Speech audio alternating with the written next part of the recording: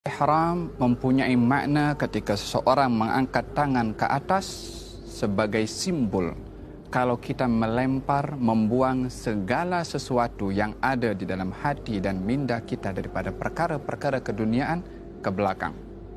Sementara kita menghadap kepada Allah Subhanahu wa taala, kita angkat tangan simbol membuang segala sesuatu selain fokus kita kepada Allah dibuang ke belakang dengan mengucapkan takbiratul ihram. Cara mengangkat tangan saya sudah jelaskan dan posisi tangan ketika berada di atas. Yang pertama, telapak tangan dalam keadaan terbuka menghadap kepada Al-Qiblah. Apa yang kita tahu daripada sunnah takbiratul ihram dilakukan adalah terbuka, menghadap kepada Al-Qiblah, sejajar dengan cuping telinga, dalam berada di atas bahu, dan sebut bersamaan dengan memanjangkan sebutan takbir Allahu Akbar. Allahu Akbar atau Allahu Akbar.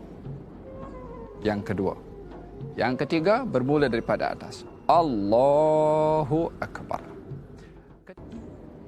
Terdapat beberapa riwayat yang diriwayatkan oleh Imam Abu Dawud tentang kaifiyah salat meletakkan tangan itu.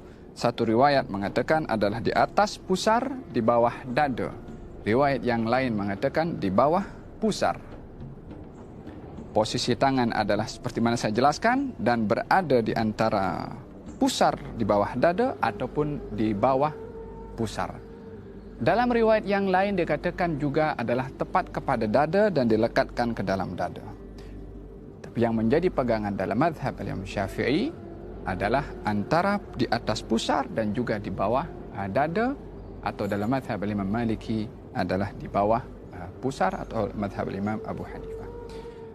Apa yang patut kita gunakan mata ini? Tengok kepada apa? Tengok kepada hadapan, tengok kepada bawah, ataupun tengok kepada apa?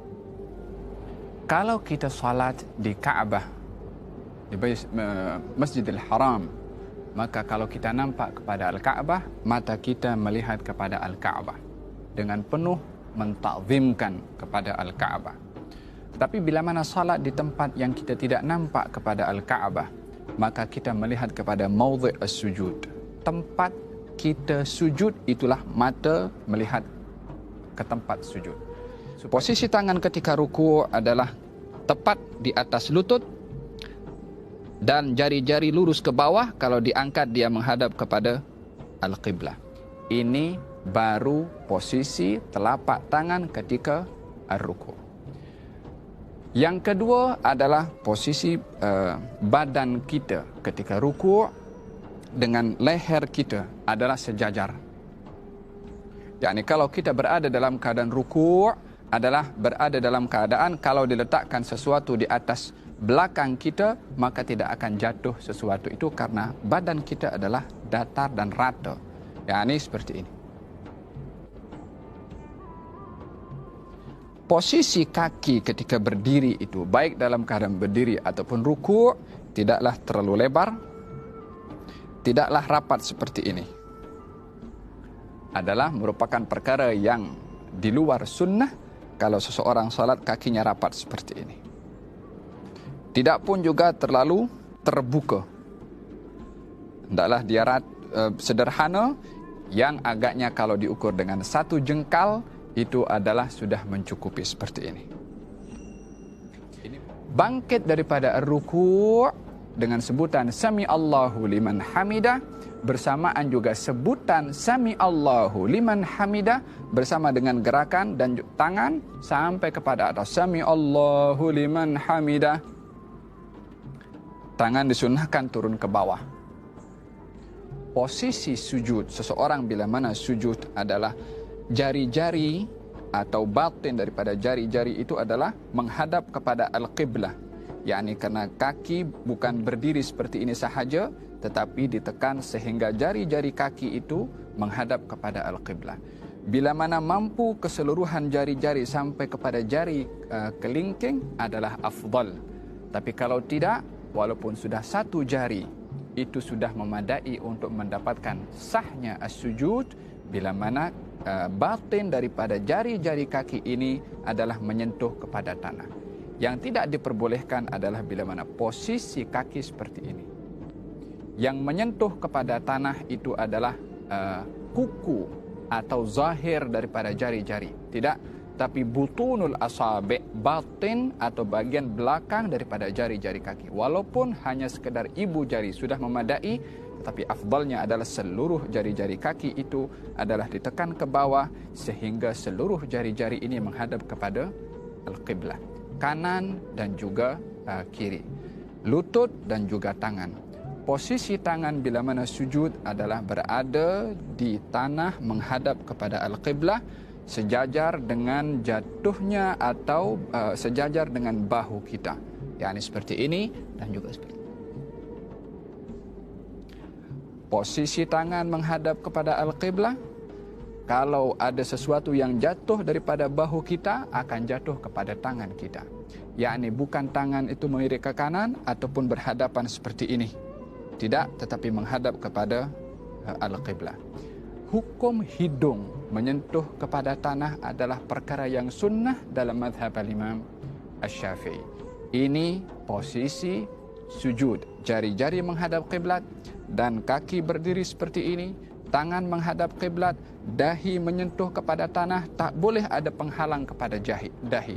Baik itu imamah, songkok, serban adalah tak boleh menjadi penghalang, kecuali serban itu diletakkan sebagai sejadah, maka adalah diperbolehkan. Dalam sujud tidak boleh sujud di atas sesuatu yang terangkat bersama dengan tubuh badan kita. Posisi yang berikutnya adalah duduk di antara dua sujud ataupun duduk tahiyat awal ataupun duduk tahiyat akhir. Duduk di dalam salat ada dua jenis duduk. Yang pertama adalah jalsatul iftirash, yakni posisi seperti ini, yakni bahagian belakang kita duduk di atas telapak kaki bahagian kiri, sementara kaki kanan dan jari-jarinya tetap menghadap kepada al-qiblah seperti ini. Duduk seperti ini disunnahkan pada tahiyat awal, pada duduk di antara dua sujud dan juga duduk istirahat. Dalam 3 kaifiyah atau setiap duduk yang tidak ada salam setelahnya, maka disunnahkan duduk iftirash seperti ini. Apakah iftirash?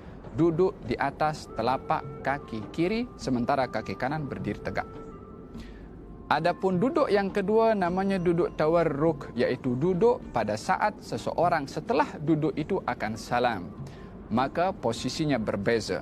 Kaki kiri masuk ke dalam dan kita duduk terus menyentuh kepada tanah, sementara posisi kaki kanan adalah tetap seperti ini, jari-jari menghadap kepada al-qiblah.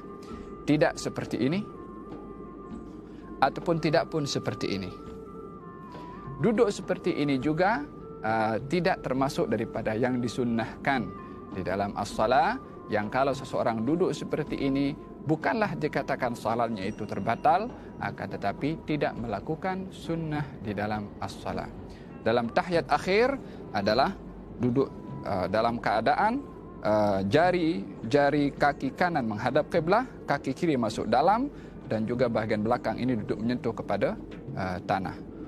Posisi tangan ketika berada dalam keadaan at-tahiyat adalah baik tahiyat awal ataupun tahiyat akhir, jari-jari kiri berada pada bahagian lutut paha kiri dan jari-jari kanan berada dalam keadaan digenggamkan seperti ini, kecuali dua jari, jari telunjuk dan juga jari atau ibu jari. Jari telunjuk dan juga ibu jari.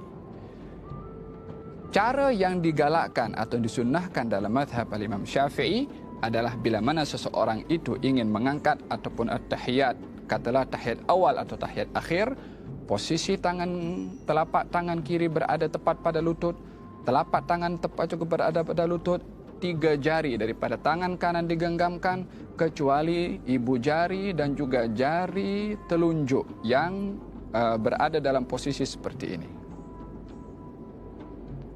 At-tahiyyatul mubarakatus salawatut tayyibatu lillah. Assalamualaikum